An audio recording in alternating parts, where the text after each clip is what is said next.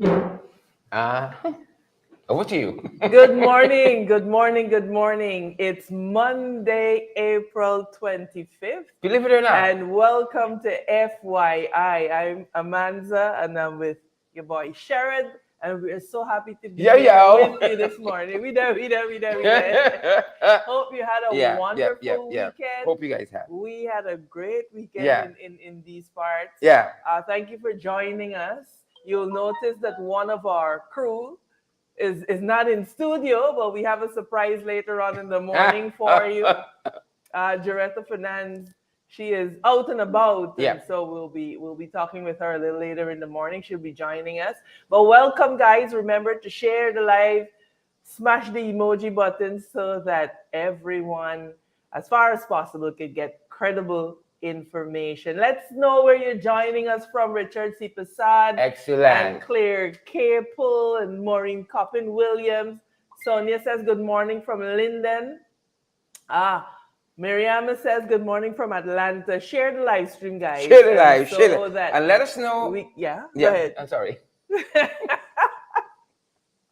I was going to say, let us know where you're joining us from, but you're right on that track. Sean Winter says bonjour. Bonjour, Sean. Yeah, right back. Blue Shoe, right back to you. Not blue shoe. Right back to you. Same thing. Blue Shoe. Desiree Right says back a to you. pleasant good morning to all of you. Good morning to you, Desiree. Come on, guys, let's share the live Yeah, stream. you know what you got to do. You know what you got to do. You know what you You got know to you do. got to do. Hope you guys had a fantastic weekend. Treat to eat your heart out. I hope you guys had a fantastic weekend. Yes. And I had a hope you good guys one. got, It was got a quite chance to, busy. yeah, Quite got a busy. chance to, as we always say, be gentle with yourselves, spend some time with family, Yes. get Yes. some R&R, Yes. and you're fired up for the new week. Good morning, Rohan Basantram. He says, good morning, Sheridan Amanza. Good morning, Rohan. Pauline Tech says, good morning from BIM. Good morning, Pauline. I hear you all are Mm-mm. having lovely sunshine there this and, morning. and company. And company. Hmm. Good morning from East Ranvelt Yeah. Yolanda says. Yeah. Can Prasad says, good morning, Can. I hope you Yeah. come with positive vibes today. It's Hope such a so. beautiful Hope day. so. Don't spoil And it. and Sati Prasad, good morning. Cleveland Harley Quinn. Cleveland says good morning from Seattle, Washington. How is it up there, Cleveland? I know usually it's rainy. Ooh, I see somebody says good morning from Soweto. Good You're morning, far. Sheridan Amanda You're Cecile far. Ogle. Soweto. Wow, That wow. that's a good little pull. That's a little pull. That's a little pull. Good little pull. Miss Alfonso says good morning from Trinidad. Cecile Wow. Ogle says, where in the world is Joretta? One We will wonders. tell you in a minute. One We'll wonders. tell you in a Sissy, minute. why you so fast? Why you all so fast? Stanislav says he's watching from Sunderland, England. Yeah. Whiskey Session says he's watching from Tiger Bay. Mhm, Respect and mhm. manners. Good morning. Respect and manners indeed. Samantha Nicholson Mhm. says she's watching from Chester.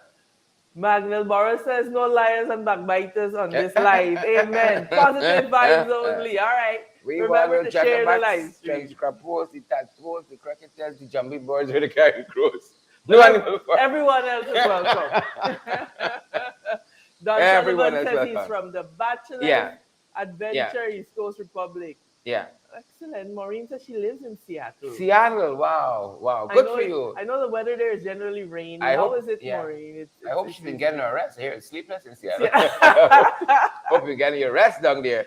And guys, I don't want to. Marlon says she already shared the damn live stream. Thank you, Good. Marlon. We Present appreciate then. that. Present. Welcome. Uh, Admit one. Let's be there. Admit one. Keith Dowling says, morning family out of Barbados. Yeah. And we have a special, I'm hearing birds Go ahead. and the ocean and so on Go and ahead. so forth. We don't want to keep our special And guest so waiting. we have a special guest this morning, and we're going to patch her in. FYI has gone international. Yeah, I'll y'all. try that. Patch in. Patch in. So we're patching Doretta in. Doretta is enjoying the beach life, as you can see. Mhm. Doretta, good morning, my dear. Good We missed you on morning. this Good morning, end. guys. Pace and Where in the power. world are you? Well, actually, I'm here to associate with my colleagues from Barbados, the FYI family over here. Oh, yeah. Nice. You got up. You know, So, Good morning, guys. I see Sheridan Man, so they look like they're enjoying themselves without me. So I'm It's gonna so have to pull hard. them into fitness. It's so So, hard. so Judah, tell our viewers where you are and why you're there. actually, I'm here as a part of a conference, a Commonwealth conference on leadership, and what I can say is that quite a good experience thus far. I'm here representing the opposition in Guyana, and it has been quite a tremendous couple hours so far. We got here yesterday, and the folks from all over the Commonwealth. You see, folks, they're so hospitable and all of that. Beautiful people, and I look forward to the engagement today for this workshop. It's actually a 3-day workshop, and at the end of it, I will definitely be briefing you guys on the accomplishments that we have made. Wow. So So, yeah. so how has it been so far? How has it been so far? Doretta seeing How's beach Bim? behind you. And Yeah, I'm but feeling I a think type of a way because, I feel a little way. anybody who knows me knows that I love the beach life. Have you But been actually, swimming I'm yet? I'm actually joining you this morning from. I'm actually joining you from the veranda to my room because I'm ready to go to the conference. I said I'm going to stop in before. FYI, family is super super important to me, What a and view. I am definitely looking forward to meeting some of the folks here, some of the FYI family. So if you are here in Barbados and you want to just touch base before I head back, just let us know. I think if you message Mm-hmm. Sherrod, you know the number, and we'll be Mm-hmm. sure to have Absolutely. that organized. Yeah, WhatsApp Sharon or Yeah, hit Doretta up on her Facebook page. Facebook. You can Yeah. Mm-hmm. inbox her, Yeah, and yeah, certainly, yeah. Jarita's a girl with certainly, your things. Check with you. Please and, and and, thank and you. make sure you go swimming. That salt water is wonderful. Yeah, well, I'll try, but I think more so it's a work trip, so you have to see if you can sneak that in Yes, sometime absolutely, late in the absolutely. afternoon. So we're about to head into the morning papers. Judah, what's happening there at GRN? You get a chance to look at the Well, I haven't Barbados today. But I haven't got a chance to pick up a paper. Actually, before I came on the show, Shared is very particular with his papers. So before I came on the show, I asked someone to grab the papers for me, but they didn't get back as yet before the show started. So I said, whatever, we're gonna do it tomorrow morning. So but it's quite I would only imagine the papers if I'm to give any bit of a little article, I would say, Barbados is beautiful, amazing people, all my interactions thus far right through. So I haven't got a chance, like I said, to actually see what is in the Barbados today as yet, but I will be picking that paper up in the morning, well, during the course of the day, so I'll be able to share in the morning, and hopefully tomorrow before the program starts, I'll be able to pick up tomorrow's paper also, because I know how important that is for you, Mr. Duncan. The physical copy. Respect about us. Right.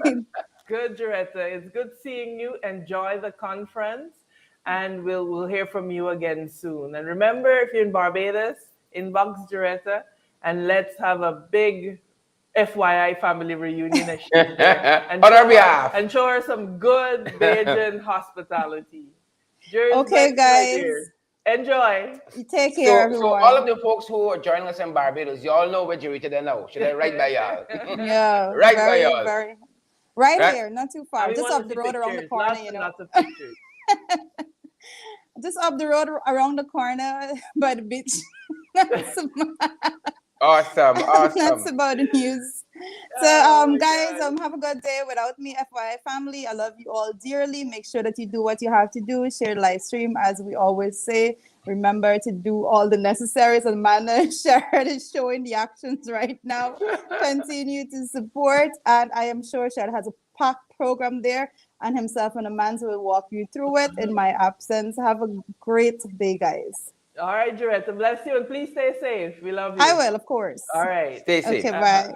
Bye-bye. Bye. Yep. That's Jarita for us. What more y'all want though? Pim. Cecile, your question has been answered. You can take it easy now for the rest of the day. Your question has yeah. been answered. It's so good of Doretta to be able Yes, to join we're so happy. We're so happy. We get around. You were in London recently, Yes. then you went to the US, Rita's in Barbados. We have Them to guys do got things. Good morning, folks. Good morning to each and every one of you. And we want to start off by talking about, some of the stuff that making the morning papers. Right. Yeah, and quite a couple of things. Quite a couple of There's a things. lot I happening. don't even know where to start. It's so much stuff. Right? For instance, it's Monday, and we see that Linden Chong Week started yesterday. I see what you're opening. Absolutely. Amanda, you from Absolutely. Linden, and incidentally, Yes, I'm from Linden as I well. grew up in Linden, two Lindeners, Mhm. and I hear it went off with a bang. Yeah. So we're looking forward. And Linden FYI is gonna be coming your way sometime this week. Yes, We'll let we you know what fast. day because we fast. are going to be in Linden. I got pretty good reviews, It's really it's so satisfying as a Lindener to see how far Linden Tongue Day has come. And we want to encourage the organizing committee to keep up the good work. And we will be joining you. I know they have a calendar chock full of activities, and tomorrow we'll be sharing that calendar with you. So, guys, pick a day. Maybe it's going to be the weekend because I know so many of us work, and just head up to Linden. Beautiful scenery. There's kayaking. There's a lot of activities. There are a lot of activities to do, and so support the Linden Tongue Week, and the mayor, the regional chair, Aaron. We'll see you guys sometime this week. The FYI train will be moving through Linden. One to encourage them Barbados, but the other two, we there. Yeah. And it says, it's interesting. It says, Teixeira says IRI polls highly questionable. Yeah. That's one of the things on the trend this morning we're gonna be talking about, because it's very interesting because I think it was the administration who was pushing to have the IRI team here. Man, it was Anil that said that the IRI team would be assisting in electoral reform to make sure what happened in March 2020 never happens again. But here, their poll is unreliable. I agree with them. We'll speak some more about that. Yeah. And there's this case of this young woman who went missing a couple of days ago, who has been found. And the story seemed to have churned a little bit based on the reports we got out of the papers. Miss Lal, I think I'm trying to remember her first name. Alicia Lal, is that the first name? Yeah. And they're telling us that she has been found, as we said, but she is alleging that her mother has been abusive to her, and so the Child Protection Agency has taken her into, well, I don't want to say custody. She's with them. Care, yes. Yeah, into their care. Yes. And we're gonna be following up how this pan out. And we have been talking, for instance, at our end over the weekend. One of the stories we would have put out on credible sources or affiliate website is that there are quite a few young ladies and young men too who have gone missing. And we're going to be following up on this shortly. Erica Lal is the young lady's name. Erica Lal. And she has been found. I know, for instance, Simona Brooms, as well as former Minister Simona Brooms, as well as Melly Mel. We call her Melly Mel so often I try to remember what is her correct name. I'm thinking it's Melissa. Is her Melissa first name? Atwell. Okay. Melissa Atwell. We call her Melly Mel so often. But Melly Mel, aka Melissa Atwell, or Melissa Atwell, aka Melly Mel. She was also a part of that search for Miss Lal. And the report says that she has been found. And again, she's alleging that her mother has been abusive to her. Of course, we're gonna try to get all of the details on that, and we're gonna talk about that a little later on. But kudos to Simona and her team. Yes, also there. She has always been doing stellar work as it relates to trafficking in persons, and this is an issue. A lot of times we celebrate. We have oil and we have an oil economy and there's money, but we have to be conscious that with money, it attracts amplifies a lot of the social ills. And so trafficking in persons, child trafficking, child pornography, all of these things, we have to begin to put systems in place to deal with. Because these are some of the negative spin-offs of this type of economy, and we can't blind our eyes to it. So kudos to Simona and Melissa on locating the young lady. And I think she will need effective counseling. Yeah. Yeah, yeah. Should And need you know, effective counseling. our thoughts and our prayers are with all the families who got somebody who's Who have missing, children who are right? missing. As a People, mother, yeah, if I can't account for my children in an hour for an hour, yeah, I lose it. So yeah. I can only imagine, what those parents must be going through. And so our thoughts and prayers are with you, and we want to encourage the police to do everything that they can. And again, it points to capacity. We have to develop capacity in the police force or in the CPS, the Child Protective Services, Mhm. to be able to deal with these things. The reality is that these social ills are real. Children are being trafficked, women are being Correct, trafficked, correct. and so as a society, we have to become a little more aware, a little more alert, and be each other's keeper. Yeah, You know? yeah. And, we understand we're that kind of a special country where we got, as you said, amounts of trafficking in persons. And then we got some intense circumstances in which lots of families exist. And so, yeah, these are all very Absolutely, they sensitive become issues. vulnerable. Um, and then our porous borders makes it very easy for somebody to disappear across the border, and you Yeah. don't know. So we have to be a little more mindful and a little more vigilant. And we want to encourage you, FYI family, to be on the lookout. Look out for these children. If you see a missing poster, share it. Share it widely, just the way we ask you to share this live program, but share these things so that people are aware. Yeah. And I think the Minister of Home Affairs probably needs to start looking into things like Amber Alerts that they have in the US, so that when children are missing, these things come to your cell phone, and so we can't be pedestrian anymore. We're moving, and we have to move with the times. Correct. Yeah. Because, two of these instances spring to mind for me. One was a young lady who went missing for a little while now. And I remember a report saying within the last year that she was spotted at the Perica Stelling, and her family has been looking for her for a very long time. There was that. And she seemed to have vanished into thin air since then. I think she was caught on camera or something like that. Like somebody was just taking a photograph or a video. And she was in the background. Yeah, and she was in the background. And then quite recently, too, there's a young woman from the East Bank who went missing. And persons feared that was a case of abduction. But that was another situation where she had left home. And, I think a subsequent police report said that it was staged. This kidnapping and so on was staged. She wasn't coping well for some reason. And, a friend had put her away for a couple of days and so on. So it's all of these things, There are a lot of a dynamics. lot of dynamics. That's the term. But you see, Sheridan points a deeper problem.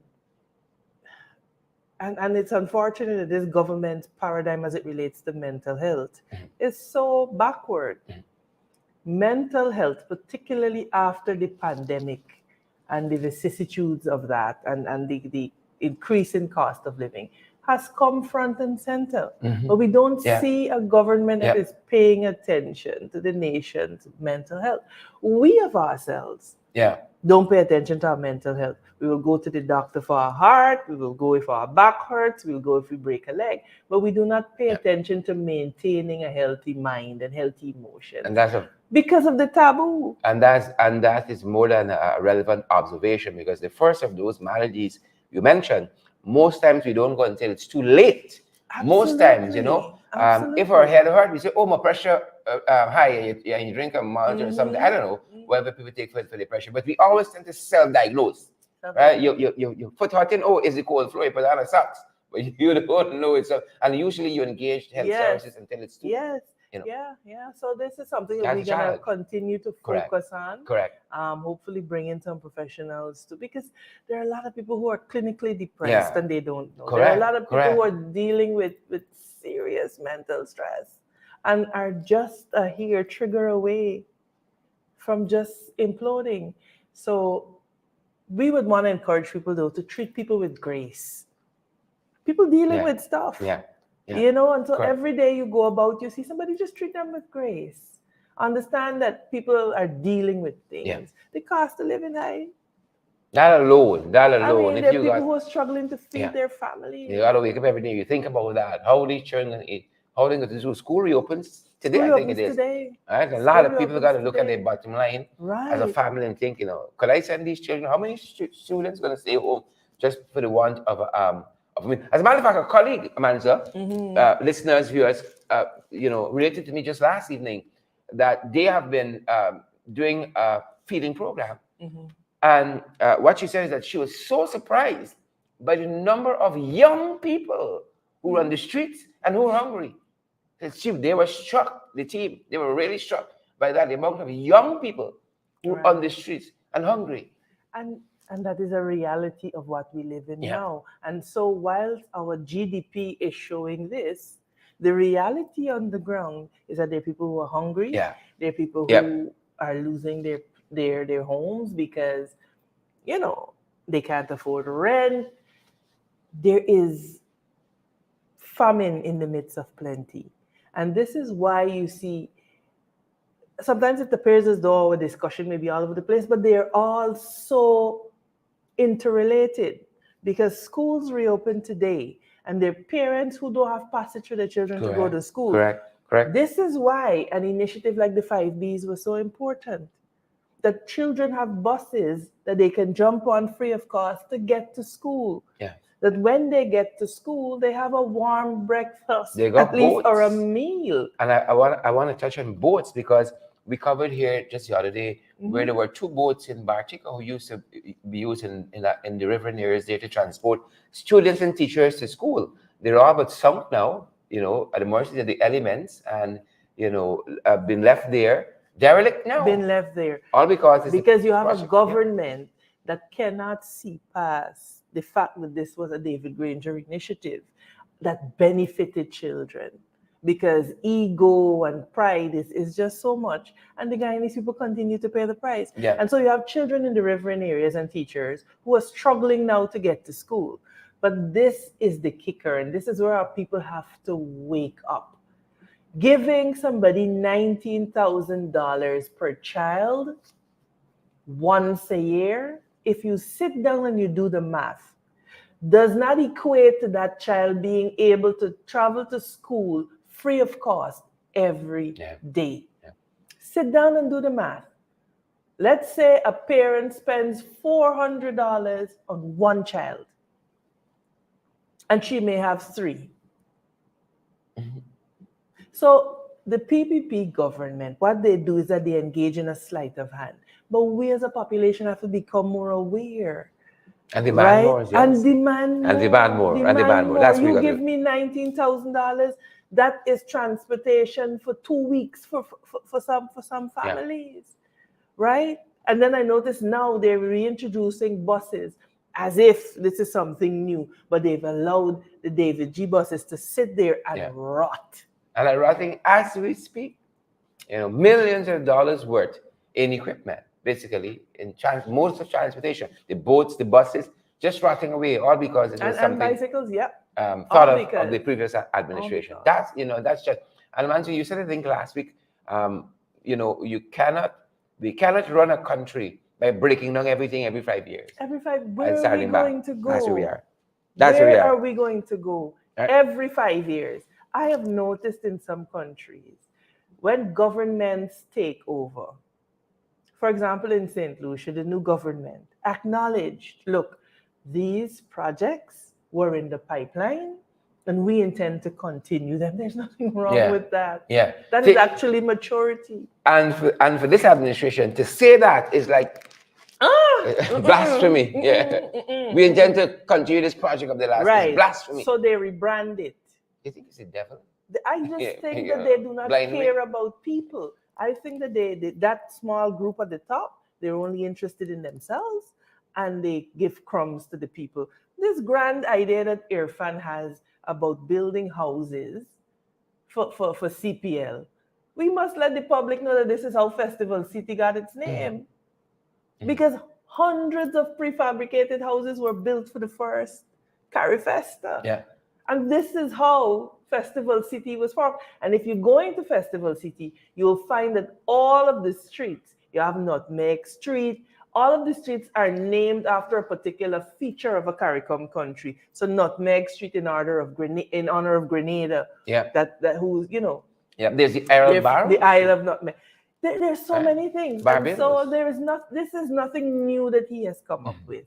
What he is doing is thriving on the fact that historically a lot of our people are unaware of what would have But that's why transpired. we're here. So FYI. this is for your information. FYI. So it's not anything new. FYI. Not anything new. Good to see Gwenna Jones and Magnell Barrow, Dave Jurel and Beverly Trim. Good to see Marilyn Thomas and all you fantastic folks. Sandra Brotherson says, Amanda, when you came back, you were missing a lot. So Sharon next. Things wrong, I tell you. And so, guys, it's always a pleasure to see you. So there's a lot going on. Yeah. And I'm so happy that we are able to have this forum to sit and chat with you and to share credible information. What are you guys having? What are you guys having for breakfast? Let us pull up a chair now, man. Y'all done cleaning since 4 o'clock in the morning. Sit down a little bit now. Shucks. Some people since 3, 4 o'clock they're done cleaning. They're still up cleaning, washing and dusting. Nobody visiting, you know, but they're dusting every day. No, but taking down blind put it. Cleanliness is next to godliness. I can't wrap that. I can't wrap that. But guys, thank you for joining us. Remember to share the live stream as we continue to share valid and credible information. Always. What's valid in the morning trend? and credible. What's in the trend? Well, a couple of things.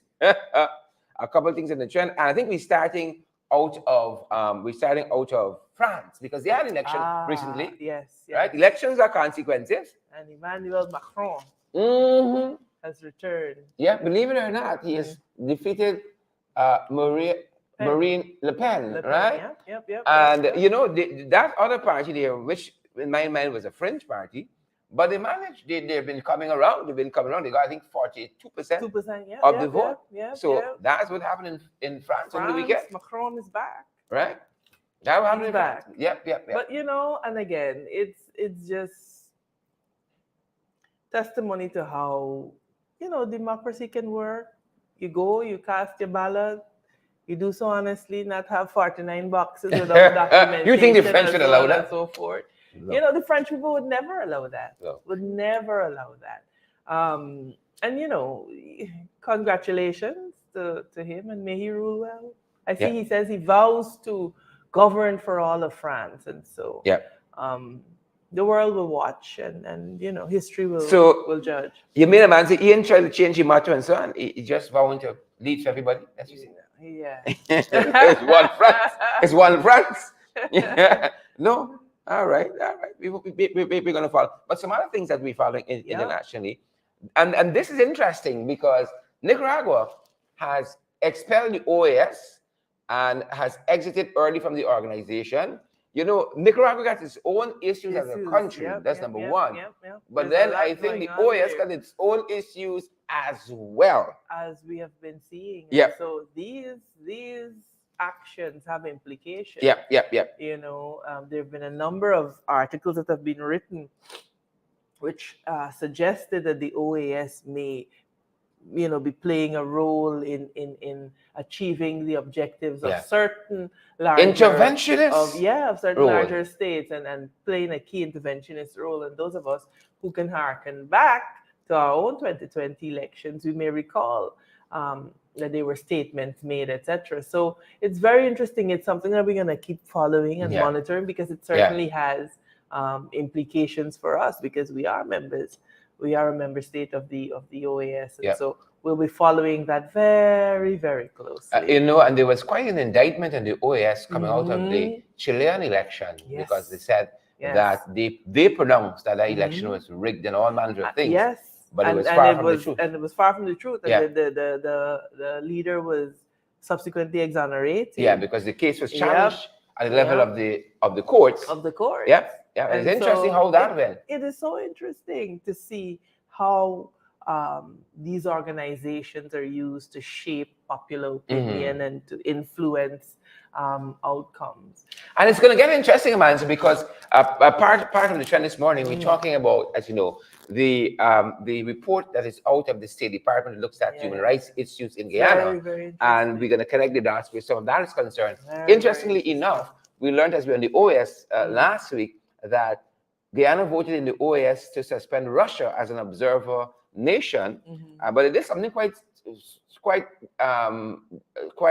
different at the At the UN, UN. right? Yeah. They voted not, Yes. well, they abstained, I think, from ousting Russia as part of the Human Yep. Rights Yep. Commission Committee of the UN, whatever their body is. But somebody gave them a phone call. Quite surprising. Quite surprising. And they took a U-turn in the Well, OAS. well, again, I've been saying, and as shadow foreign, that our foreign policy it doesn't have a North Star anymore. Mhm. It's very, very transactional. And so this flip-flopping is what you will continue to see, because that is the hallmark of a transactional government. So I'm not surprised. Todd and them, Well, once they you said really that, you kind of diminish the discussion. Right. Yeah, but we're going to continue to follow we're gonna have to events continue to on that follow front. those events, Yeah. because they have implications for our country in the long run. I mean, they may seem expedient today, but they do have implications. And if it's one thing that history teaches us, is that these things, you may disregard them now, but they pop up years later. Yeah. Yeah. Yep, So, yep. To your own detriment. To your That own being said, detriment. closer in the region, this is what's happening. We saw in Dominica overnight a former opposition senator, Dr. Thompson Fontaine, was arrested at the airport. Now, Dr. Fontaine was implicated in a matter since 2018 in Dominica, a court issue, and he had a warrant out for him, but he was working and works in I can't remember which African country it is, but he works in the African continent. Right. And he's recently returned to Dominica. But the law is the law. And so when Dr. Fontaine touched down at the airport, them boys gone with Dr. Fontaine. Right? So, the law actually works in some countries, Well, believe it or not, Amanda. Yeah. Believe it or not, right? The law actually works in some countries. Yes, this is something we're gonna have to monitor very closely. Yep. To see, where it goes. Yep, former opposition senator there in Dominica. And it's amazing, Amanda, how, this, if the world is a global village, really, really and truly, the region is your next door neighbor. What happens in Dominica got implications here and all these. It does. These were exotic, far-flung places when I was when young. we were younger. Yes, and right there. And you see, what you're seeing is a bringing to account of leadership. You notice was it the president of Honduras that is now, yes, correct, before the courts in the Yeah. US? These things have consequences, which is why I keep saying that you can do what you want, but never for as long as you want. Yep. The law actually works in some places. And a bit closer to home, we've been tracking this over the weekend. On Saturday, we learned that 2 young men were found in the parking lot of the Marriott hotel there in Georgetown. And the rumors and the speculations, the conjectures, they have been rife. And first and foremost, thoughts and prayers to the family. Absolutely. The police are still continuing the investigation as to the circumstances surrounding their demise. But we have learned that a white substance was found in the backseat of the car. Both of them were in the passenger and driver's seat, up front, and a white substance was found in the back. Yeah, it's found in the back. Suspect that may be cyanide. Yeah. Look, I'm speaking here in terms of our investigative capacity.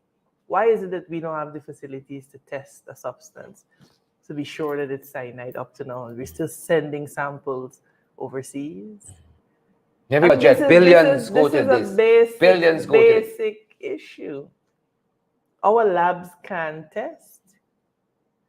In when there was a Jonestown tragedy, it was cyanide that was used. We had to send samples overseas then. 40-something years later, are we still doing this? I mean, if we continue to engage in the type of petty tit-for-tat politics that we are, Guyana is going to suffer. Now, as it relates to those 2 young men, it's such a tragedy. I know one of them had a beautiful singing voice. I was hearing him on somebody posted one of the songs that he did. Just 2 young lives, just full of potential. Cut down, well, not cut down, but I am not sure the depth of what they could have been experiencing that made this seem like the option. And one of them, according to reports out there, was supposed to be getting married next month. And so you have left just a family with wounds, without answers, and just this. And again, it points to some serious issues that we have in society. I was appalled that 2 young men had lost their lives. And you see the commentary on Facebook. Who cares what their sexual orientation was? Why does that matter? These are 2 human beings with lives, with people that loved them. I mean, I think sometimes we in this society rub salt in wounds. We're not healers. We don't heal. We don't cover. We don't. And that blame has to be placed squarely on our doorstep. Right? I hear How do you? I hear that. I mean, a mother is mourning the loss of her son this morning. Can't we not find it in ourselves just to be kind? Send thoughts and prayers. I think we have to really begin to do some national introspection as a nation. Correct is right. Moving on, other issues occupying the attention of the nation, indigenous leaders, Amanda. They slammed the government for drafting the LCDS without consultations. And part of the challenge here is that there's a very strongly worded letter from indigenous leaders in which they said that even the initial drafting of the LCDS should have had their attention, and now the government wants to come when they have a draft out to consult, and they're not seeing lots of their issues represented there. As a matter of fact, one of the things that they're looking at, they said only 15% of revenues that comes from the forest, which they have a right to large swaths. Only 15% of revenues go to, directly to indigenous causes. Yeah. And I mean, why are we surprised? Again, we keep being surprised when the PPP government is the PPP government. This is how they are. You'll recall that when Guyana was preparing its nationally determined contributions, when we were preparing for the big Glasgow summit, there was a sham of a consultation that we walked into and said, look, this will not do. You have not consulted with the indigenous peoples. And the story is there. We'll run it sometime. You've not consulted with the indigenous peoples. You have not consulted with women. And what we need to understand is that their conventions and all of these climate change conventions, climate conventions, they particularly stress the need for consultation with indigenous communities and women, because what the science is showing is that women bear disproportionately the larger impact of climate adverse events. And so you have to consult. The other issue that we have is the same breaking and building that we're talking about. The reality is, and the facts are, one, the Green State Development Strategy is a far more superior document to the LCDS. But it did not disregard the LCDS. What it did is that it took the LCDS and it built on it. And you had in excess of, I think it was maybe 400 and something consultation sessions across the country before the Green State Development Strategy was implemented. And so there wasn't a lack of consultation. Civil society was an important part of crafting that document. So it was a document that came from the people. It was not something that is top-down imposed. But LCDS is Jack Deo's baby. So we throw the Green and State. So it means we throw the Green State, and what they will attempt to do is to force the LCDS down the throats of Guyanese. And this is what the indigenous community is pointing out. How can you develop a draft without first getting all of the input? You're coming to me and say, look, I prepare this thing here for you. You ain't know what you're doing? Take this thing and read it, stamp it off so that we can get on with it. Disrespectful of the intelligence of the Guyanese. Another challenge they have too is that the fact You haven't had, like local government elections, you haven't had elections for the National Two-Show Council. Haven't had And they're asking, elections to the when is this National going to Social happen? Council. You have not had internal elections in the municipalities. And lo and behold, the shadow minister, Mr. Ganesh Mahipal, in the National Assembly asked Nigel Dharamlal, what is the reason? And he says something with GCOM. GCOM has nothing to do with that. Has nothing to do with that.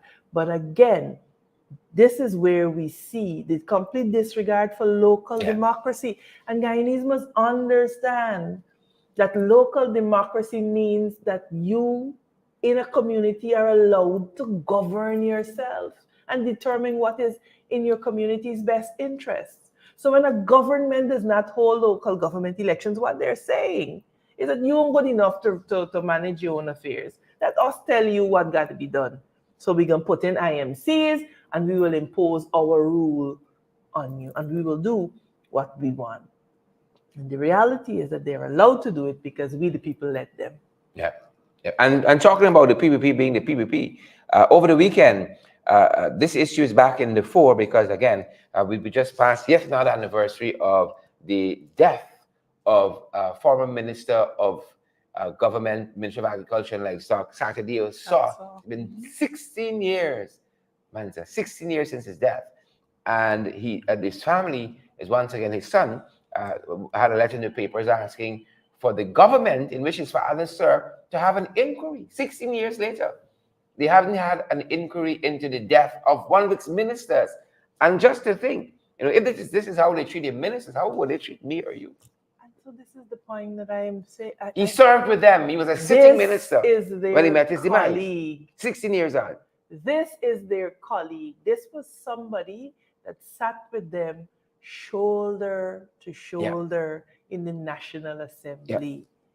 But they want to come to convince Guyanese that they love and care for them. And this man, his siblings were slaughtered. Correct. And somebody that you love and care for. So we have to open our eyes. We have to open our eyes and we have to stop falling for all of this cheap talk. Look at the actions. Anybody can have sweet words. Look at the actions. My brother, my comrade in arms. And I can't find out. 16 years after. And not only did Minister Saturday Saw was he assassinated, he had two siblings who were also killed on that fateful day. Rajpat Shaw and Pulmati Prasad were also killed, along with the security guard, Curtis Robertson. And so severe was that attack. They shot a dog as well. They shot a dog. And also there were some others who were injured. Albert Mangra and Anga Khan, they were guards on duty at the time. And another sibling of the Shaws, Prakash Shaw, was also injured at the time. Can you imagine that? Just the death of a minister of government in this gruesome manner, where people stormed his house and shot him dead. And to date, and you see, and no inquiry. Look at how many families were affected by that, because he had children. His sister and brother had their own families. But the PPP government can't investigate it yet. But they care about Guyana, and they want one Guyana, and they care about Guyanese. And I want to read something his son Roger Shaw, who wrote the letter that brought this back to the fore again. Every year, the family writes asking for some justice for their family. And the son writes, Roger Shaw writes, the year 2038 is far away from present day, right? As the year 206. This puts into context just how long it has been since Saturday Saw, his brother, his sister, and his security guard, not forgetting our family dog, were murdered in cold blood. Penning these annual letters bring no joy. The quest for answers, long and winding as it may be, continues. It would be remiss of us to not acknowledge that last year's 15th anniversary brought some welcome movement. But the reality is as stark as it is bleak. Thankfully, the ebullience of the Shaw family life invigorates our resolve every single day. May we not have to cast our minds much further for action and for answers. 16 years. I have no words. I mean, 16 years. And a of man one who of their served own. with them One as of their minister, own. 16 years and not even an inquiry. Something is wrong with that. Not even an inquiry. Come to Something think is of wrong it, with that. Not even an A inquiry. minister of your own government. Right? Something is wrong with that. And I don't care what talk you could come with. You see, I hope guy need to see true talk. See true platitudes. This is what we have to Right? do. They can come and talk about accountability, Transparency, good governance, governance. SOPs, all kinds of foolishness. And this is the test, This is In the home. Yeah. Because this is in their backyard. Yeah. A minister who sat with them in cabinet, executed orders of the government. He was a sitting minister. He wasn't wasn't a former. He was a minister of government. And men barged in his home and shot him dead. And his siblings. Right? And there's been no investigation. Right? Several names were called of people who were accused of being part of that. They said, all of them are dead now, by the way. But the family maintains these were not the intellectual authors. And more than anything else, people want to know why. Yeah. That question has not been answered. Has never been answered. Why? People don't just storm any house. Right? And you would know from the security, this is a minister that lives here. It's a government official that lives here. That would be known. You don't just pass him by and you see somebody running there. Right? And the family wants to know who are the intellectual authors. And for 16 years, that has been elusive. It takes me back to the fact that we have not had, that's another story by itself, and substantive chancellor and chief justice for 17 years. That in its own self needs justice. It needs to be rectified as soon as possible. Justice needs justice. And Guyanese have to demand it.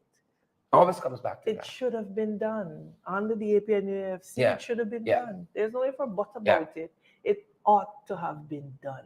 And Guyanese, we have to begin to have a sense of pride in our country that we demand these things. In which functioning democracy do you have a chancellor and a chief justice acting for 17 years? 17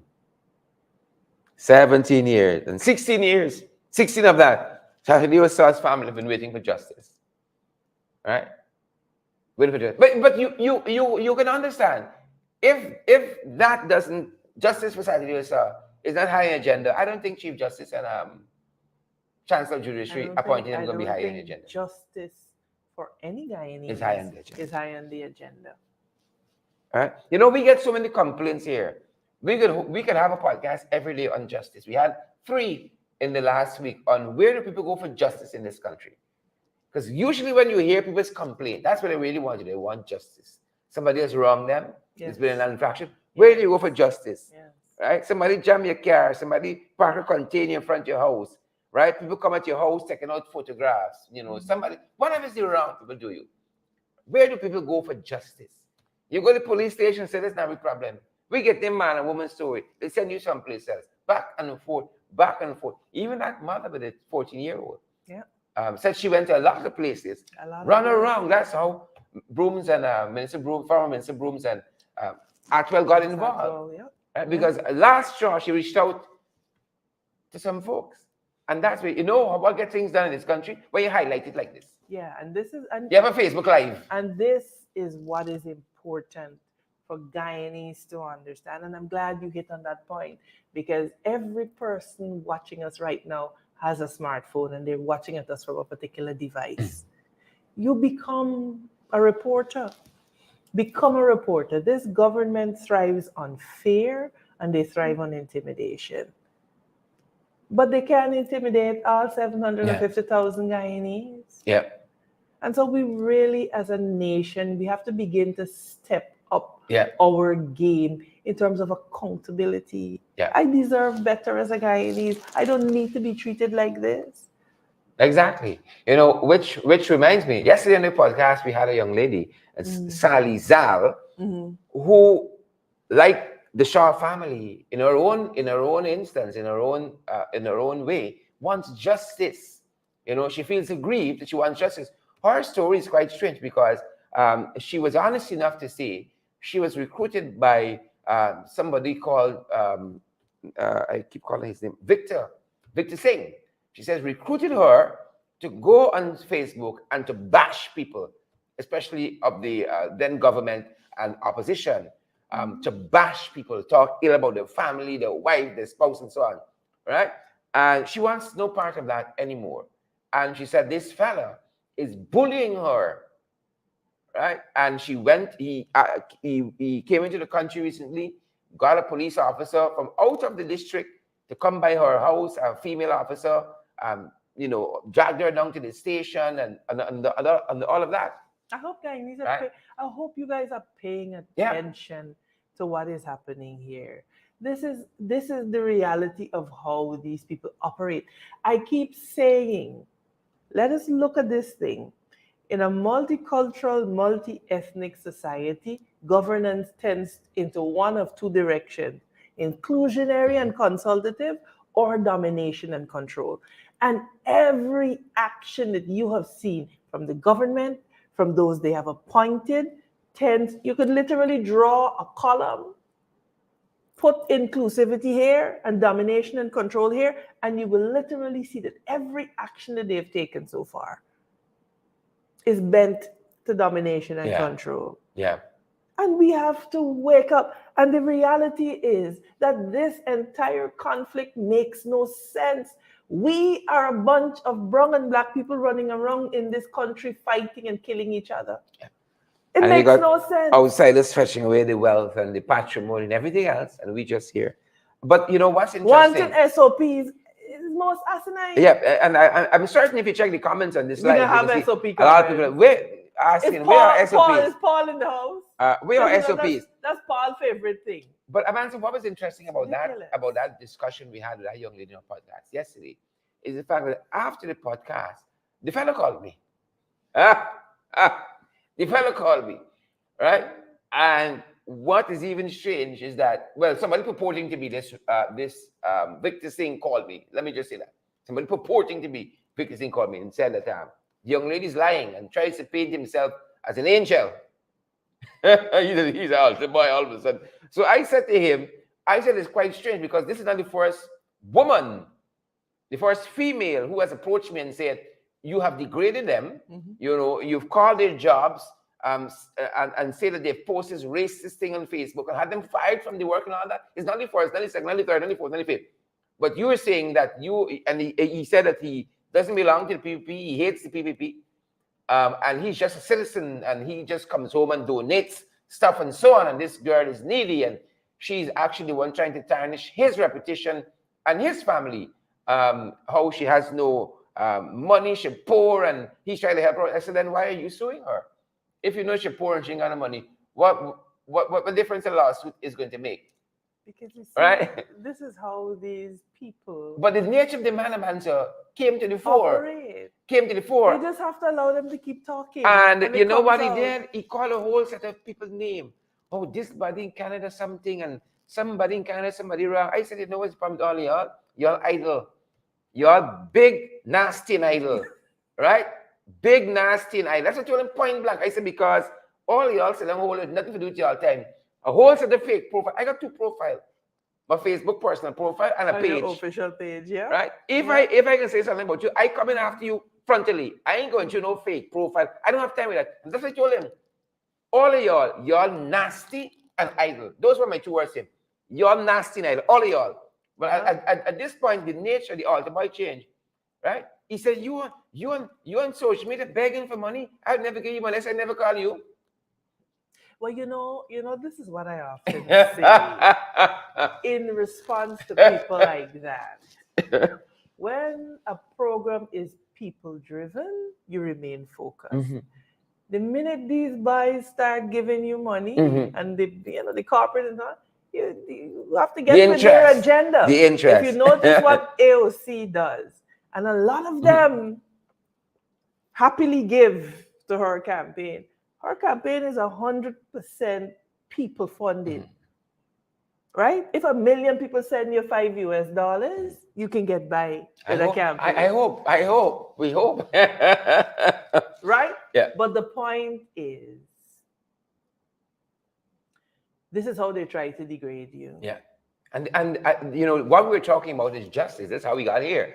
And that young woman needs justice. She come in our program, and then this fellow Well, I bet you Victor will not be interfering with her trying to anymore. paint her. I said, you know, even if she says something, she's Guyanese. You and your family Yes. live overseas. How can that Yes. hurt you? Yes. No, but you see, You know. what you have are a bunch of big men with small egos. Yeah, he comes, gets a policeman. Yes. And Right? that policeman would have accepted a little threat Aye. to do this. Where's get justice in A this country? complete breakdown of law and order. Yesterday, I joined this organization, Mothers Against Gun Violence. They had their inaugural walk on Main Street. The organization was founded by Miss Arifa Denny, who was Joshua Denny's mother. You recall Joshua was a 19-year-old electrician who was shot on his way to work and for his gold chain. And so she founded this organization, Mothers Against Gun Violence. And as we were walking and chanting, these were some of the things that we were talking about. Where do people go to get justice? We were marching and a minibus almost wiped a couple of us off the road, notwithstanding that there was a police escort at the front and in the back. And the point that we were raising is that, you know, there's so many policemen and women that own minibuses that believe that they can do the gods on the road. Yeah. But I'm happy you're on that, because on Friday's program, our affiliate program, In the Ring, we were talking about how there was a similar march, I think a health march in Region 5. And similarly, there was a policeman escorting the marchers. He was knocked down. By a minibus. Why are we so lawless He was knocked down. as a society? Law and order is breaking down. People park in the middle of the road, hold up a whole line of traffic because they can and because they know somebody. Drive on the pave, you know. I was passing the new roundabout just this morning, Amanda, and I noticed their cars stopped on the roundabout. Something about that roundabout isn't functioning well. I passed this morning and there was police presence trying to get people. Something about that roundabout. It's a bird. All right. Man says the bird. It's the bird. It's the bird. It's the jumpy bird. Right. Something about that roundabout. Traffic's supposed to flow much smoother. Something about that bird. About something about what. But that being said, you know what's out? The bird is out, the jumpy bird is out, but you know what else is out? We've been talking about this, Mensa. All right. This is the State Department report. I guess a lot of people jumpy. Right? The U.S. State Department 2021 country report on human rights practices. And in this report, Amanda, they talked about when they talk about what they call them. I want to get the phrasing right. Rule of law. I want to make sure that we get the respect for human rights. That part of it. There. I want to make sure we get the phrasing right. The section of the report in which they talk about the killing of Boston, right? Yeah. I want to get the phrasing right. Guys, just bear with us. We want to give you valid and credible information, always. But this is the report that we were discussing, in which it seems as though the report refers to the observers saying that the elections were fair and credible. They didn't talk about free and fair. They didn't mention the word credible in the 2020 elections. That was quite telling. Yeah. They didn't use the word credible. They say observers noted that it was free and fair. But again, they stopped short of saying that the results were credible, right? Notice the difference in language. So there is that. In the 2015 report. The particular section, Amanda, this is on section 1, which is the respect for the integrity of the person, arbitrary deprivation of life, and other unlawful or politically motivated killings. I want to get that phrasing right, in which they talked about the killing of Orrin Boston and Peter Headley in particular. Right, and those were both telling incidences, because as we were rehearsing yesterday for our listeners on the podcast, Peter Headley was apprehended by police. Yep. He was placed in the passenger side of a vehicle, a policeman driving, a policeman in the backseat, and Peter Headley lost his life being shot in his back in a police vehicle. The police had claimed that he was reaching on the seat for a firearm, Yeah. right? And no firearm was ever Never recovered. recovered. And we know all too well what happened with Orange Boston, but for those of you who knew that issue, police SWAT team barged into his home in Essequibo, Dartmouth village, and shot him in his bed. Whilst he was in bed with his wife next door. Nothing and illegal his was ever found in the children- house. And his children next door. Nothing illegal was ever found in the house. You see, the difficulty that the police that they have is you have to hold law enforcement to a higher standard. Mhm. And there's no accountability. And so every man is doing what is right in his own eyes. Now, there's some excellent policemen and policewomen, but they go into a broken system and they become frustrated because they're seeing just manifest and clearly before them just breaches of procedure, just, people being paid off. And sooner rather than later, they're like, well, what is the point in being a decent police officer? I'm just getting left behind. Yeah. Yeah. And so they're indoctrinated into that system. And we just have so much work to do in this country. So much work. I do not understand why we think that the way we are is where we have to remain. And I do not understand for the life of me why one side of the political divide would feel that to deprive another side of the political divide helps them.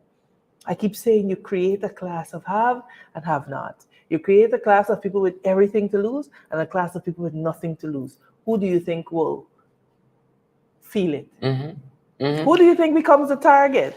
And it's interesting that this report is out, this human rights report out of the State Department, human rights report for Guyana, out of the State Department, because there was another report based on a poll. I thought we had it on the trend, but we don't. That is from the International Republican Institute, which did a poll here on several issues. And like that, I perhaps could see Gail Teixeira and her ilk saying that this State Department report is incredible, because that's what they've said now of the International Republican Institute's report on its poll. That's not credible. Because if we link it, for instance, to the American stopping short of saying that if 2020 elections were credible, 38% of Guyanese believe that the results coming out of the elections Were not. were credible. Were 38. 30, right. So the majority. So the majority believes that they weren't. Yeah. So this is the problem that you have. The PPP, and this is where the people have to begin to be their own not anti-propaganda, and share valid and credible information. Correct. This is where you have a role to play as the public to disabuse people of these false notions. If that were a poll, of course, that supported the PPP, it would have been all over. It would have been on Facebook. They would have been putting out their ads with it. But because they're staring squarely in the face of facts and of opinions of the Guyanese people, what they're saying is that the opinion doesn't matter. A government that cared would have said, look, we bring this organization, the AG was in the papers with this organization and talking about their role in electoral reform and so on and so forth. But now they have conducted a poll that says that you're doing a piss poor job of managing the country, basically. They put things lightly. That people have no faith in you. And instead of Irfan and his administration taking that poll and saying, you know what, we are cognizant of the poll, we have noted areas that we can improve, and we are committed to doing so on behalf of the people of Guyana. No, they batog the messenger. Same thing with the bird and the roundabout. Mediocre, but we're standing by the people. And as I drove past that roundabout this morning, it occurred to me that what they're trying to do is to acclimatize Guyanese to mediocrity. So that you can pass and see the bird. When you're in a surroundings, it's a psychological trick that they use. When you're in a surroundings, you come into a house and it's dirty. And you see it dirty. And the extent to which it is dirty registers with you, but keep coming in the house every day. And suddenly You get acclimatized become to the filth. acclimatized to that filth. And so, like I keep saying, the bird is just a microcosm. They know that it is substandard, but they intend to acclimate Guyanese to mediocrity. So we can pass the bird every day, we can look up, and then suddenly that ugly bird, maybe it is so ugly, you know. It's unique. Maybe yeah. It's unique. We gotta be aware. One of of these the things. folks, and man, so one of the reasons that Gail Teixeira gave why this poll was, as she said, it wasn't what she said, it wasn't valid or something strange. Let me see if we get it back. Was because it didn't have the authorization from the ethics. Yeah, and that's what I'm coming to. She said that the poll conducted involved humans. You could poll animals, I don't know. And it must go before the Ministry of Health Ethics Committee. In this regard, no request was made or prior approval granted. Well, you know, it is for IRI to respond. Why if I want to conduct a poll? There's some countries that have requirements. You know. The reality is, and this is where Gail's case will fall apart, because there is research. So you tell me when what's his name? The guy who always has a poll. Their guy who always has a poll. Shows. Right? He applies to the committee and is granted You think so? thing. Huh? You think so? So other people must apply to the committee. But this is what happens when your institutions don't function. The reality is, and they've been researchers who have been faced with this problem, and they have written about this issue. And they have concluded basically that there does not appear to be a proper structure in place for this. There are articles that I've read, because, you know, I like research. And so when I saw this, I was like, Gail is up and about. Yeah. But there are people who have done research from universities overseas that came with the same issue. Yeah. And they tried to get approval and had to be calling all over. And then they were finally told, oh, no, you don't need approval, unless it is a government official that is being polled or interviewed. So, you know, we're talking about that and how things are not what they really should be. And them now trying to discredit this poll.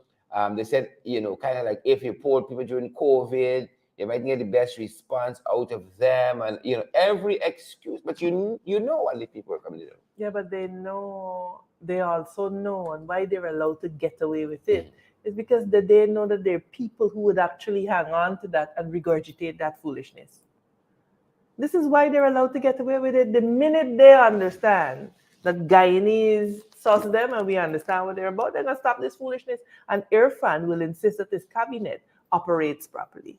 Because he's clearly up here saying one thing, and his ministers are on the bottom here doing the gods. Quite the opposite of what he speaks as the president. Yeah. And the poll also reveals that a large amount of Guyanese don't see how this oil and gas wealth is going to benefit them. They don't see that. They don't understand it. A lot of Guyanese too are hungry, you know, not making ends meet. I mean, we knew that, but Sherrod, and this is where utterances like the one Bar Jack Deal makes about, oh, we will not see the oil wealth for some time. He and his boys are seeing the oil wealth. I saw a concert over the weekend. He and his boys are seeing the oil wealth. The average Guyanese in Canal number 2 ain't seeing the oil wealth, but I guarantee you that he and his boys are seeing it today, immediately. We in the debates in the National Assembly showed how we're just cutting infrastructure by a mere 20% could ensure that immediately public servants would get a substantial increase. The nurses, how sugarcane workers could be helped. We showed it with the numbers. Yeah. We didn't sit down and just pull this out of thin air. Yeah. And you know, the current administration should not be adverse to this, because these were the folks who say you can't eat road, You can't eat you road. can't eat And trade. Jill, when know. David Patterson was just brawling and tearing up and doing the roads and communities had new roads, but you can't eat road. Now, these are the same people who are coming back to tell Guyanese, oh, we're putting it in infrastructure because the road will lead to farms, and think that the Guyanese people are so, like we backward or something, that we cannot remember these things. These are the guys that said to the sugar workers that we will make sugar great again.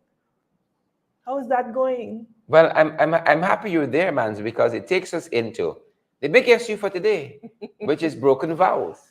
And this theme, this header, broken vows, is taken from an editorial of the Starbuck News over the weekend. And Starbuck News, again, we love to say to folks that we like to use independent sources, because sometimes when you say stuff, people think, oh, it's just Amanda talking. She's part of the parliamentary opposition, so it's propaganda. It's all of that. Yeah. But this is Starbuck News, who I would say, my own behalf, in my own estimation, has been leaning government. Since the administration came in. Yeah, I might be wrong, but my reading of Starbuck News suggests that. But Starbuck News over the weekend didn't pull any punches by talking about the broken promises of the administration.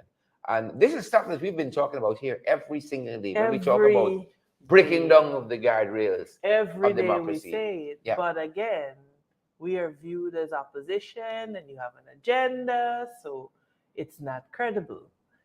But Starbuck News took the government to task. And they had some very strong words. But you know what? Again, I don't think that Irfan will pay attention. He will continue to govern in the most stiff-necked manner. But I think there's where you're wrong, Amanda. You think he will pay attention? No, not him paying attention. That he will govern. Listening to your choice word, he will govern.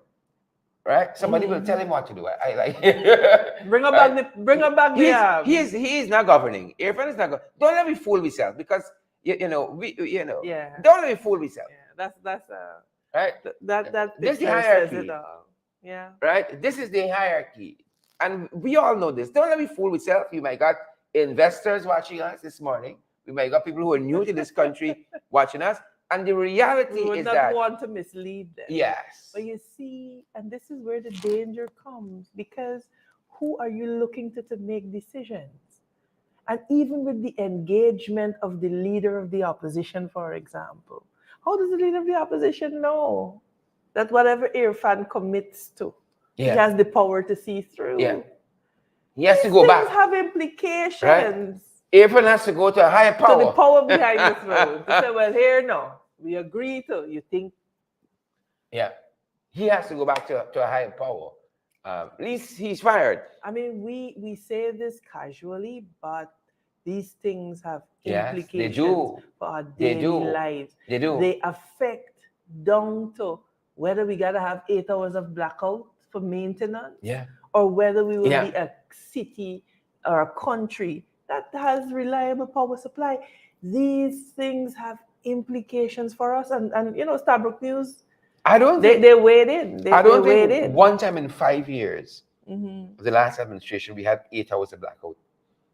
I don't think there have been one time, any single stretch, you had 8 hours of blackout. I don't think so. I was happy to serve on PPDI, that Power Producing Distribution Inc., which was an entity formed by the AP and AFC administration to take over from Wartilla because their contract ended. The formation of that company caused massive savings to Guyanese. I mean, your Guyanese have no idea how much money we were paying to do that. Local engineers took that thing, ran with it, first order business for the government, got the company, frustrate all of the capable and competent young men and women out of it. And bring back Dindial. Bring back Barrett India. I mean, who they fired? 8 hours blackout. Guyanese, we deserve better. But I want us to talk a little bit about highlight some of the broken vows. According to Starbuck News. Well, you got the sugar industry, which is first and foremost. That was their flagship project beginning with Skeldon. and the promise to reopen sugar estates. And we now know that none of that will be happening in terms of reopening of the sugar estates. They've None of said that. that. They've said that, and so they lied Yeah. to the sugar Yeah. to the sugar workers. They lied. There's no Yeah. way about it. And Sabbath Jews said they would have known. lied. They had no intention. And they of would doing have it. known. And how Jack Dio knew since before Skeldon, because his words were that if Skeldon doesn't come on stream, sugar is dead. That is an article in the Stabrook News quoting him. Yeah. And this is what he does. He paints a most dire picture of if he doesn't get his way. Oh, if we don't build this bridge. Oh, if we don't do that. Oh, if we don't do this. Yeah. And he uses fear mongering to control people and their opinions. And this is why we are where we are. Skeldon hasn't produced a pound of sugar yet. Guyanese taxpayers, and I want the public servants to understand that the taxes that you pay are going into repaying a CDB loan for a factory that doesn't produce 1 pound of sugar. And you know what, Amanda, they knew that. I mean, this alone as an issue can occupy, programs. Yeah. Because look at the fact that we've had how many? 3 budgets to date, and how much money, knowing Guy was going nowhere, they've thrown into Guy. Right. Since 2022, how many billions? How many billions? Just in 2022, 6 billion went into Guy. 2021, Budget in 2020. February. Right?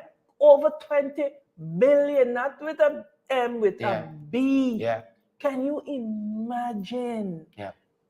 If that's $6 billion, and we're gonna do the math and divide it up for you to see that if the amount of money spent behind sugar that they knew was dead, because we said to them, you have to right size the industry. Now, Jack, they are talking about right sizing. Yeah. If you had taken that money, half of the mothers who are wondering how they're feeding their children today would not be in that situation. That sounds like, I don't know, that sounds like negligence to me. That sounds like malfeasance. They don't care. Yeah. And then they control a segment of the population with lies, and they continue to believe their lies. And I feel very strongly about this because they continue, and these are good people. These are Guyanese. They want to work hard. They want to take care of their families. They want to feed their children. And they go into these communities and they lie to them and they manipulate them for their own gain. They are reaping the benefits of the oil money right now. Meanwhile, you got to wait 20 years. Yeah. Why? You know, another indictment of that column over the weekend, Broken Vows in Stabrook News, is the fact that they made a point that any organization, NGO, that the administration cannot control, the breakup. Absolutely. Right? And it's surprising that Stabrook News would say that, because if you look at, for instance, the Linden Utility Company, that they recently installed an IMC, claiming that the persons who are there, don't know how to manage it. If you look at what transpired recently with the Barnacle Boat Association, they had a democratic election that an administration overturned and imposed an IMC because their people were not in charge of it.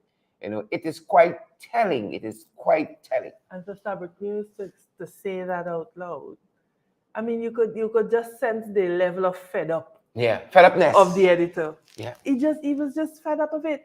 If they cannot control the organization, that is the control freakism that our colleague Kemra Dramjatan speaks about.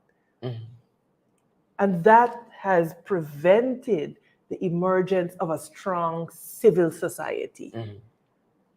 Because civil society is important in terms of a check and balance in governance, but the PPP means to infiltrate all of it. And frankly, the members of the civil society organizations have to hold themselves accountable for being infiltratable, is a word? Infiltratable. But as you on that, on infiltratable and accountability, their attention was also turned to the National Resources Fund demands. And they said that the fund was, an aspect of it was gutted again, so that you don't have oversight. You don't, and I think it was the oversight committee or something, I can't remember the exact phrasing of it. Again, handpicking people that are supportive of the administration's agenda. Said in the National Assembly. This is why we behaved in the manner that we behaved, because we understood that once this thing was passed, that was it.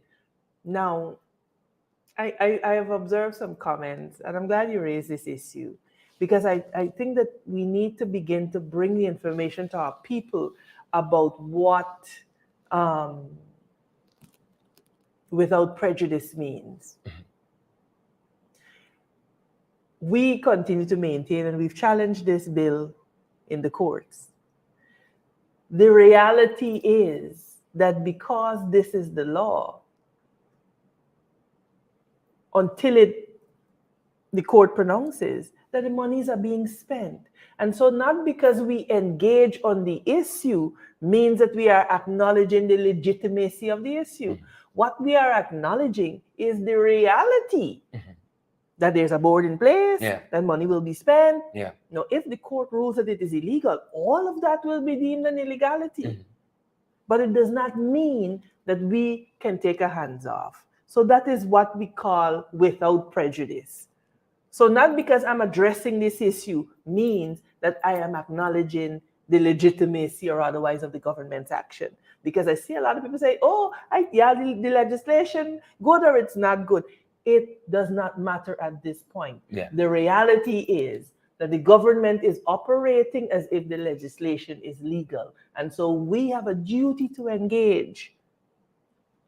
But that is without prejudice to the claim that we have in court. Correct. So I hope that brings some clarity. Correct. So there's that. There's all the controversy where that is concerned in National Resource Fund, and then the editorial broken vows in the Santa Cruz over the weekend also talks about the fact that they have been removing eminently qualified people from senior posts like Dr. Vincent Adams, Rudy Jadupat. You got the guy at the food Marlon Cole.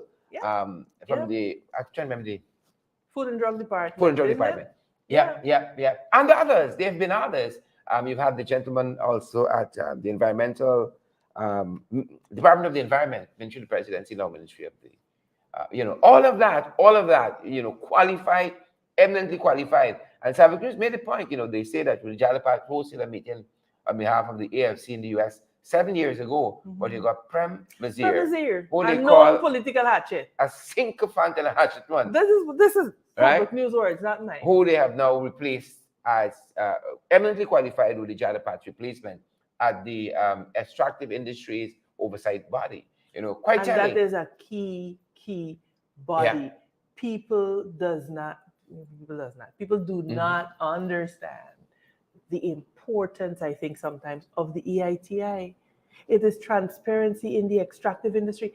And this is where, when people talk about what y'all do in the 5 years, I keep saying that what the APNU AFC was doing, not perfectly, but they were doing it. Is laying the foundation for good governance. Because our paradigm to governance is different. We believe that you build institutions and allow the institutions to serve the people. The PPP approach is quite different. You gotta come and kiss the ring. Kiss the ring.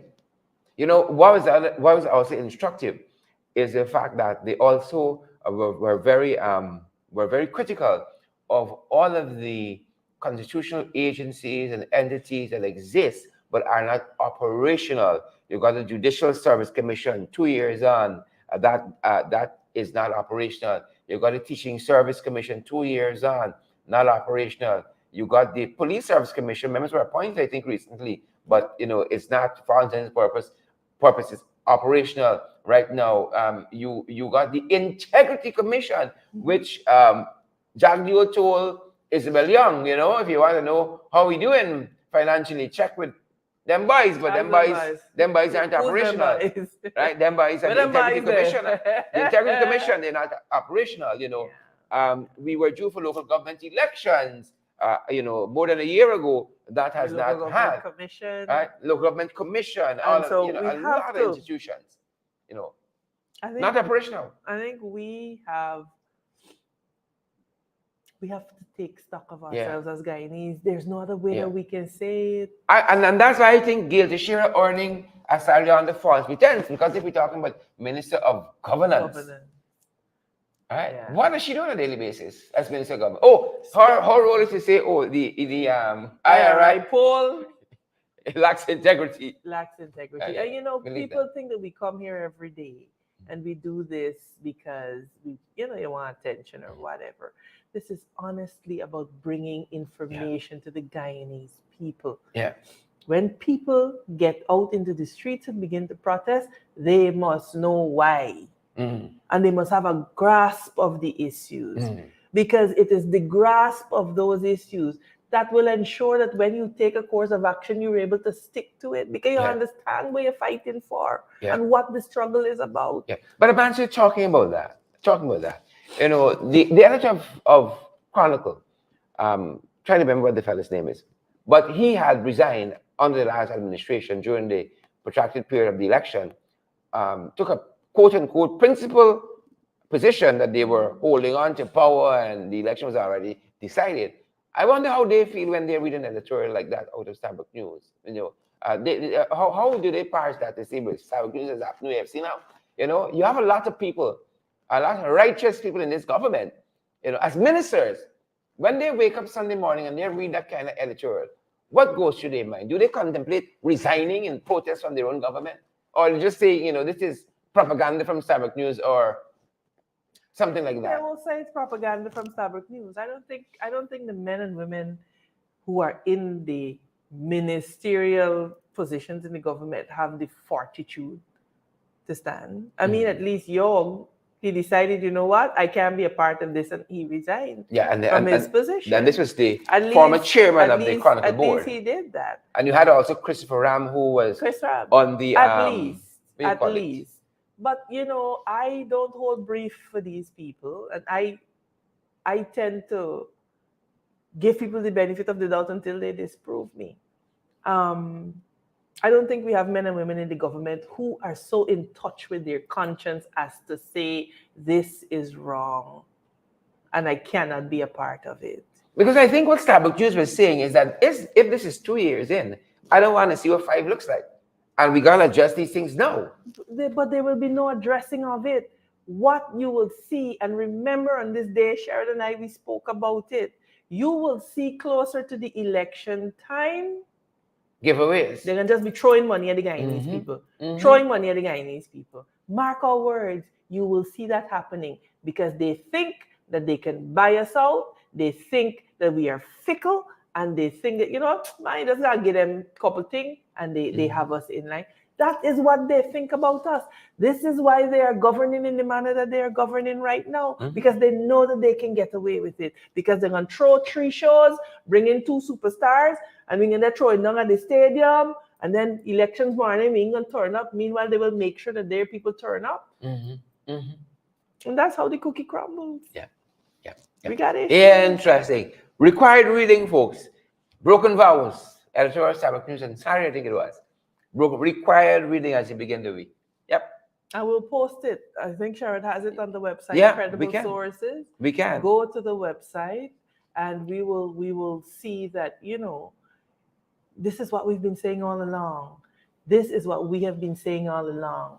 This is not about the PPP versus the AP and new AFC. This is about good governance for this nation that we call home. Yeah. This is where we were born. Why can't we insist on good governance here? Why must we have to leave here to go experience basic things like a clean environment? Elsewhere. Why How do we we got need lip to do service? that? Because that's what good governance right now is. Lip service. Good governance, transparency, accountability, and all. It's just talk. It's just fancy. One day, fanciful talk, kept by a jumbie bird. That being said, guys, that's our program today. That's our program. We see you there, Ruth, GT Ruth girl, and Rita Singh, and you know, all the other fast Anna people. Garden. Good morning, Gigi Rude. Yeah. I see Yonette Marshall is here with us as well. Wilton Abrams, Wilton Blue, all the Wiltons. Good to have you guys here. Maureen Coppin Williams. Good morning, Maureen, and Christy Burrows. Christy said, great job. Thank you. Thank you, Christy. We are just passionate about bringing information to the people of Guyana. Credible and valid. So that they can decide Informed citizens make informed decisions. And so this is why this program is called FYI. It's for your information. For information. And so Lynette, Marnella, Kevin, Claire, Alexis, Chomley, Richmond, good morning to you guys. Thank you for joining us. This is our program for today. And we just want to encourage you to share. Before you leave, share. We're seeing on the back end that there are over 1,000 of you viewing us live. Yeah. So imagine if each one of you share the live stream, how far it will go. Yep. Smash the emoji buttons. And you know, Victor Singh, we're about to do that thing that you think that we should be ashamed about, but we are not, because we intend to run this program and we intend to bring credible information to the people. And so, Shara, take it away. How can they give? You know, anything you guys see here, you can verify elsewhere. The information, anything you see or hear here, you can verify for yourself as being, as man said, valid and credible. That's what we're involved in here. Valid and credible information. And the stuff we talk about here, you won't see broken vows on NCN. You won't see broken vows on in GPI. You won't see broken vows in the Chronicle. Right? They won't pick up a story out of that. You won't see it there. You won't see that on Newsroom or one of Organic Times, for instance. No. You're not gonna see that. We can discuss it because it's the facts, and we think it's not only us thinking in this way. We can't all be wrong, and you all are the only angels, right? And so, guys, we want to continue to do these programs, to build them out, to do them more professionally, to do them better, bigger and better, guys, and to just keep going. Help us to do that. Partner with us, because Zelle, Cash App, MMG, PayPal, we're available via MoneyGram, via Western Union as well. You want to know how? You want some more information and guidance? Our WhatsApp number is our MMG number, 627-6963. 627-6963. Yeah. And guys, remember to go out, have a great day. Yeah, have a great day. Just remember, smash the emoji button, share the live stream, and whoever you meet, just have a kind word. Just have a kind word, whether it be good morning, how are you, have a blessed day. Just have a kind word, because our citizens are dealing with so much. And so just one smile, just one kind word, and maybe talk somebody off of the edge. And so God bless you guys. Have a great day. Go ahead and make it a great day. Thanks for joining us.